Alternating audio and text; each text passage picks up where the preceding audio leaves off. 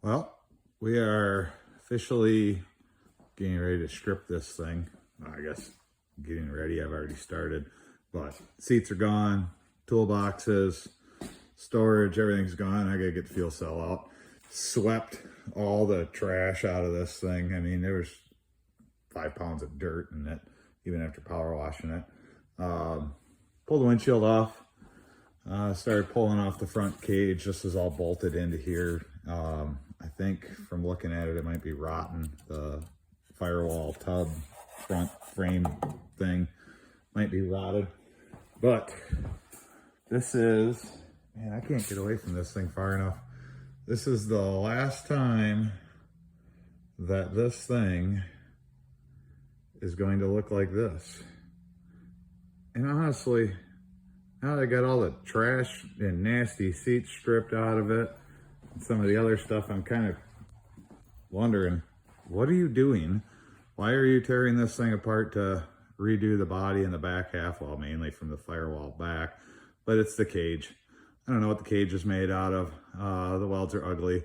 It's got some trail damage on the cage, some from me, some from the guy previously, but it's got to go. I want to get the body lowered down so it's easier for her to get in and out, some sort of doors built, and some side protection, because if we took something in, in a rollover, tree branch, rock or something, I mean, it's straight through. It's going to get whoever's sitting in the seats. So that's a big part of the objective here. So yeah, lower the body, rebuild the cage, and new taillights, all that stuff.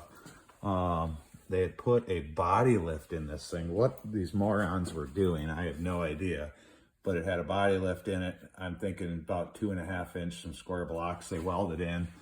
We're gonna cut all that out. Oh, I ordered new headers last night too. So these ugly bent up piles of trash that hang way down with a terrible sounding muffler, noisy as all get out, that's all gonna get thrown away. Yeah, can't wait. But yeah, get rid of that.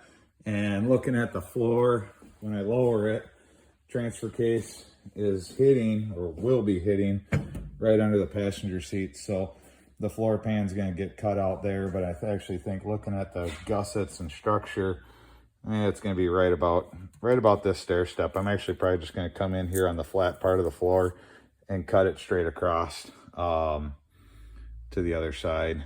I've already cut, through here with my shifters, trans tunnel, when I had to cut all that open to get clearance for shifters and stuff. So I'm honestly 1.5 feet, roughly 2 feet of floor on each side to cut across, and I'll finish the cut. Turned out these pieces are double wall with a box tube top.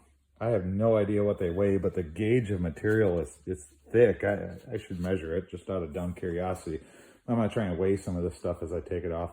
Who am I kidding? I'm not gonna. So we have no idea what the current weight of this thing is, let alone what it will weigh afterwards, but I want to keep it as light as possible, but I got to add some strength and structure. I could tell on my last 2 trips out, when we were down in S'more, and then when we went and played in Dubuque on Sunday, that my seat was moving around. I did notice that there's some cracks in the floor. Well, actually, whatever this panel is here that they have welded in, this is cracked. This got a lot worse while we were in Missouri this last time. So the rear fenders were moving in correspondence to the side plates, in correspondence to the inner plates. This is another one. It's double thick.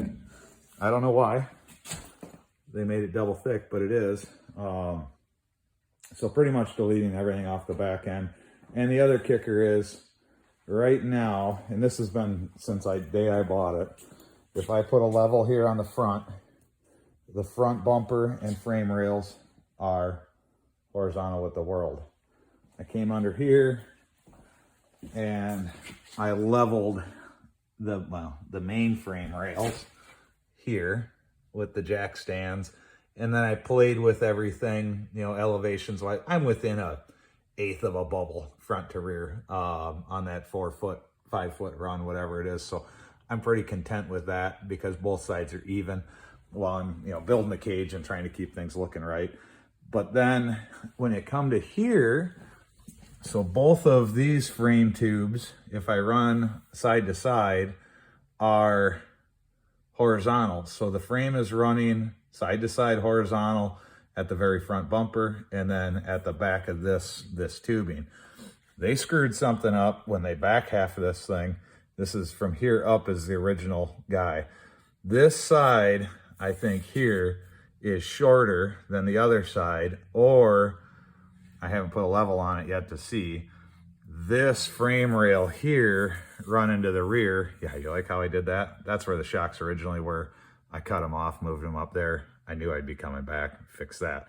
But it droops. It's every time I look at this thing, it sits, and you can't see it on photo. But, well, actually you can. If you look at, how do I get that?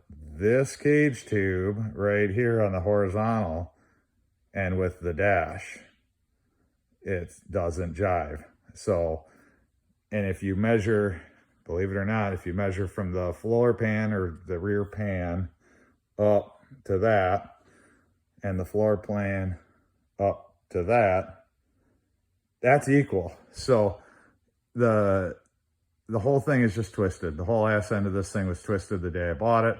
Whoever welded it up, airballed it. Oh, that looks really good because you can see there's probably some photo optical illusion there, but it isn't that bad, but it's pretty bad. So I'm gonna try and square this frame up in the ass end while I'm doing all this, and then yeah, reinvent the wheel pretty much.